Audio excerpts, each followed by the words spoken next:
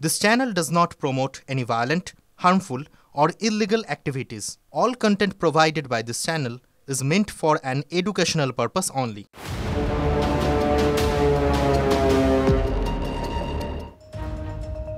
দেখছেন টিভি9 বাংলা, রয়েছে আমি শুভজিৎ মিত্র। আর এই মুহূর্তের একটা বড় খবরের দিকে নজর রাখতেই হচ্ছে। বাংলাদেশে ইসকন সমর্থকদের হত্যার হুমকি, বড় খবর। বাংলাদেশে ইসকন সমর্থকদের হত্যার হুমকি, পদ্মাপাড়ে সংখ্যালঘু হিন্দুদের জন্য আরো ভয়ঙ্কর পরিস্থিতি। রাস্তায় বেরিয়ে ইসকন সমর্থকদের হত্যা শুরু করতে হবে। বাংলাদেশে প্রকাশ্য বিবৃতি দিচ্ছে মৌলবাদীরা। এরকম ভিডিও তার কাছে এসেছে বলে জানিয়েছেন রাধারমন দাস। বড় খবর। কালকে আমাকে 2-3 ভিডিও পাঠানো হয়েছে বাংলাদেশ থেকে। ওখানে আমরা দেখছি কি মৌলবাদীরা খুব ভয়ঙ্কর, ওরা ভাড়কি কি বলবো, এরকম বিবৃতি দিচ্ছে কি ইসকনকে এখন সময় এসে গেছে আর আমাদেরকে রাস্তায় বেরিয়ে একজন ইসকন ভক্তকে, যারা ইসকনকে সাপোর্ট করে, সবাইকে বার করে আমাদেরকে হত্যা শুরু করতে হবে। তো আমরা দেখছি কি একজন তো মৌলবী ওর পার্সোনাল ফ্লাইট নিয়ে যাচ্ছে, ফ্লাইটে ঘুরছে পুরো বাংলাদেশে আর এরকম কথা বলছে। তো এটাই আমাদের ডিমান্ড কি আগে এরকম লোক যদি এরকম প্রচার করতে থাকবে, দুষ্প্রচার করতে থাকবে ইসকনের বিরুদ্ধে, আর এরকম ওপেনলি বলছে কি আমাদেরকে এখন মারা শুরু করতে হবে, এত বড় জেনোসাইডের কথা বলছে ওপেনলি, তো এদের বিরুদ্ধে যদি ওদেরকে না ধরা হয় তাহলে স্থিতি অনেক ভয়ঙ্কর হয়ে যাবে। যদি এত লোক ওর কথা শুনে যদি রাস্তায় নেমে এরকম কিছু করতে শুরু করে তাহলে তো পুলিশ, আর্মি আর ডক্টর ইউনুস উনিও চাইলে এটা থামাতে পারবেন না। সুমন আমাদের সঙ্গে রয়েছেন, আমাদের সহকর্মী। সুমন, ওপার বাংলার বিভিন্ন সংবাদপত্রে বা বিভিন্ন সংবাদ মাধ্যমে, টেলিভিশন চ্যানেলে যখন ওপার বাংলার বিভিন্ন রাজনৈতিক দলের নেতারা বসছেন তখন তারা বারংবার বলছেন যে না, এখানে এই ধরনের কোনো কিছু হচ্ছে না, এটা মিথ্যা প্রচার করা হচ্ছে। আমাদের প্রশ্ন, তাহলে ভিডিওগুলো আসছে কোথা থেকে?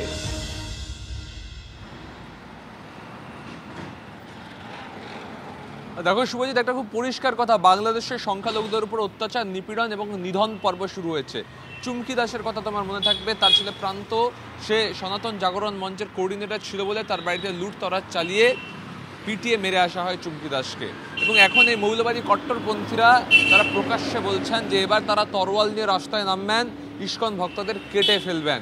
সেই ভিডিও রাধারমন দাসের কাছে এসে পৌঁছেছে এপার বাংলায়। তাহলে ওপার বাংলায় কি হচ্ছে তার অন্তত কিছুটা আমরা আঁচ করতে পারছি। বিভিন্ন এক্স মাধ্যম তৎসহ সোশ্যাল মিডিয়ায় যে ভিডিওগুলো আসছে, সেই ভিডিওগুলোর সত্যতা যে নেই সেটা কিন্তু একবারও বাংলাদেশ সরকার বা বাংলাদেশের সংবাদ মাধ্যম এখনো বলে উঠতে পারেনি। তারা অন্য দিকটা দেখাচ্ছে, কিন্তু এই দিকটাও আছে, এটা কিন্তু মানতে হবে। এবং রাধারমন দাস, ইসকনের এখানকার যিনি অধিকর্তা, তার কাছে মোবাইলে সেই ভিডিও এসে পৌঁছেছে, সেটা তার কাছে একটা থ্রেট বলা চলে। সে কথাই তিনি আমাদেরকে বললেন আজকে সকালবেলা। অর্থাৎ বাংলাদেশে যদি এবার ইসকন ভক্তদের নিধন পর্ব শুরু হয় তাহলে সংখ্যালঘু নিপীড়ন অত্যাচারে কোন দিকটা বাংলাদেশ সরকার বেছে দেবে? কেন তারা, যারা এই হুঁশিয়ারি দিচ্ছে, যারা এই মৌলবাদী কট্টরপন্থী নেতারা, যারা এই ধরনের কথা বলছে, তাদের গ্রেপ্তার কেন করছে না? পরিবর্তে গ্রেপ্তার হচ্ছেন চিন্ময় কৃষ্ণ প্রভু। স্বাভাবিকভাবে বলা চলে বাংলাদেশে সংখ্যালঘু হিন্দুরা আজকে জর্জরিত, নিপীড়িত, অত্যাচারিত এবং তারা ভয়ে বাঁচছেন। নজর থাকবে সুমন, নজর থাকবে, নজর রাখো। মৌলবাদে উন্মত্ত বাংলাদেশে এবার কলকাতা দখলের খোয়াব। 4 দিনের মধ্যে কলকাতা দখলের দিবা স্বপ্ন দেখছে কট্টরপন্থীরা। প্রকাশ্যে রাস্তায় দাঁড়িয়ে কলকাতা দখলে ডাক দিচ্ছে তারা। 4 দিনের মধ্যে কলকাতা দখলের হুঁশিয়ারি। কলকাতা দখল ডাকে দুঃসাহসের পিছনে কারা ইন্ধন দিচ্ছে? ইসলামাবাদের কাঠের পুতুল কি ইউনুস সরকার? তাই কি তারা চুপ করে আছে? রাওয়ালপিন্ডি থেকেই ভারত বিরোধিতার কলকাঠি নাড়া হচ্ছে কি? পিছনে অস্ত্র যোগানের প্রতিশ্রুতি কোন জঙ্গি গোষ্ঠীর? সোনার বাংলার মাটিতে আইসিসের পতাকা উড়তেই মৌলবাদীদের পেশির আস্ফালন। ভারত বিদ্বেষে ঘৃণার বিষ ছড়িয়ে দিতে মরিয়া মৌলবাদীরা। আইসিসের হুঁশিয়ারির প্রতিধ্বনি এখন বাংলাদেশের মাটিতে। বাংলাদেশের মাটি থেকে আমেরিকাকেও হুঁশিয়ারি দেওয়া হচ্ছে, যদিও গোটা হুঁশিয়ারিটাই হাস্যকর বলে মনে করছে ওয়াকিবহল মহল। দূরের কথা, আমেরিকা আমাদের সাথে টিকবে না ইনশাআল্লাহ। আমরা বলছি 4 দিনের মধ্যে আমরা কলকাতা দখল করে নেব ইনশাআল্লাহ। আমরা দখল করে নেব। আসাম দখল। সামরিক বাহিনী, ছাত্র জনতা, আমরা একত্রে আছি। আমরা রাওয়ার 5000 সদস্য, এই 5000 সদস্যের মধ্যে অর্ধেকই নবীন, 2500 আমরা যুদ্ধের মাঠে যেতে পারি। আর এর সাথে যদি 30 লাখ ছাত্র জনতা যোগ হয় তাহলে ভারত তো দূরের কথা, আমেরিকা আমাদের সাথে টিকবে না ইনশাআল্লাহ। তো কয়েকজন বৃদ্ধ মানুষ এ সমস্ত কথাবার্তা বলছেন, তো ওদের যে পেস মেকার গুলো লাগানো না, সেগুলো কিন্তু কলকাতা থেকে লাগিয়ে নিয়ে গেছে। আগে ওই পেস মেকার গুলো খুলে ফেরত দিই। দ্বিতীয় প্রশ্ন হচ্ছে, দেখুন 9/11 এর কথা আশা করি মনে আছে, টুইন টাওয়ার ধ্বংসের কথা, এবং ওসামা বিন লাদেনকে আফগানিস্তান তারা আশ্রয় দিয়েছিল এবং সেখান থেকে ষড়যন্ত্র করে 9/11 হয়। তারপরে আফগানিস্তানের কি ভবিতব্য ছিল সেটা যেন বাংলাদেশের এই উগ্রপন্থীরা মনে করে। কলকাতা দখল তো ছেড়ে দিন, ভারতের সীমান্তে পা রাখলে আমরা ওই মাটিতেই, ভারতের মাটিতেই ওদের আমরা কবর দেব, গোলাপ ফুলও দেব, তাতে কোনো সন্দেহ নেই। যদি ক্ষমতা থাকে, কলকাতা অনেক দূরের কথা, ভারতের সীমান্তে পেরিয়ে একটা পা রাখুক। ঢাকায় ভারত বিদ্বেষের মনোভাব চরমে উঠেছে। গতকাল ঢাকা শহরে মিছিল করেছে তিসরি ইনসাফ পার্টি। এই উগ্র মৌলবাদী দাঙ্গাবাজদের এসকর্ট করে নিয়ে গেছে পুলিশ। তারপর ঢাকার বায়তুল মসজিদের কাছে দাঁড়িয়ে তিসরি ইনসাফের নেতা মিনহাজ প্রধান হুমকি দিয়েছে, কলকাতা, আগরতলা ও উত্তর পূর্বাঞ্চলে 7 সিস্টার্স তারা দখল করবে। বাংলাদেশ ও ভারতের মানচিত্র নতুন করে আঁকা হবে। মিনহাজ হুমকি দিয়েছে, ভারতের পতাকা বদলে দেওয়া হবে। আর বাংলাদেশের সরকার ঢাকার রাস্তায় দাঁড়িয়ে ভারতের পতাকা বদলে দেওয়ার এই হুঙ্কারে ইন্ধন দিচ্ছে। তাও কখন ইন্ধন দিচ্ছে? ভারতের বিদেশ সচিব বৈঠক করতে ঢাকায় যাচ্ছেন তার ঠিক আগে।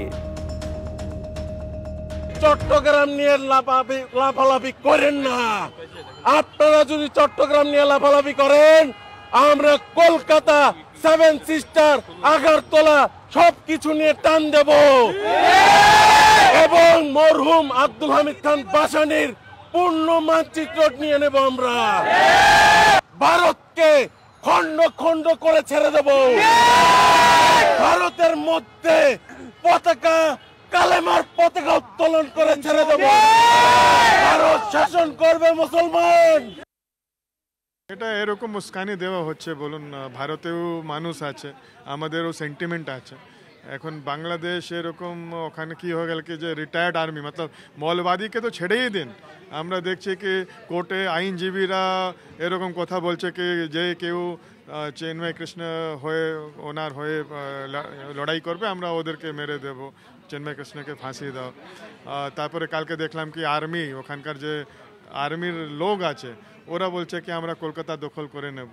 তো এটা তো ঠিক না। আমরা এটাও আমি জানি না এটা সত্য কি আমি একটা নিউজ রিপোর্ট পড়ছিলাম, ওখানে বলা হয়েছে কি ওখানকার বর্ডার সিকিউরিটি ফোর্স আমাদের ভারতে ঢুকে 3 কিলোমিটার ঢুকে কেউ এক মন্দির করছিল, মন্দিরটা থামিয়ে দিল।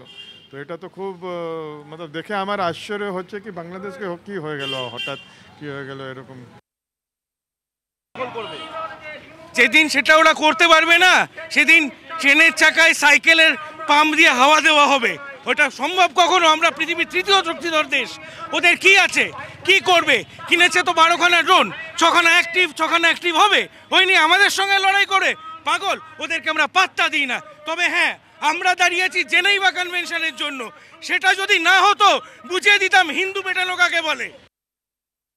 এখন বাংলাদেশের পরিস্থিতি অত্যন্ত ভয়ঙ্কর, এবং যে পরিস্থিতির মধ্যে দিয়ে বাংলাদেশি হিন্দুরা যাচ্ছেন সেটা সত্যি আমাদের জন্য হৃদয় বিদারক। এবার বিষয়টি হচ্ছে যে ধমকি চমকিগুলো ভারতবর্ষের জন্য আসছে, সেগুলোকে আমার মনে হয় এদের সেই ক্ষমতাও নেই, এবং যারা দিচ্ছেন তারা তো কোনো সরকারি পদে নয়, তারা কেউ প্রাক্তন আর্মি, তাদের কোনো আইডিয়াও নেই। 4 দিনে কলকাতা দখল করার কথা বলছে, হাতের মোয়া নাকি এরা বোঝে না। কলকাতা, বাংলাদেশের আর্মির জন্য কলকাতা সিভিক ভলেন্টিয়ারই যথেষ্ট, তারাই আটকে দেবে বাংলাদেশের আর্মিকে। ভারতবর্ষের সৈন্য শক্তি সম্পর্কে তো কোনো আইডিয়া নেই। পৃথিবীর 4র্থ বৃহত্তম সৈন্য শক্তি ভারতবর্ষে।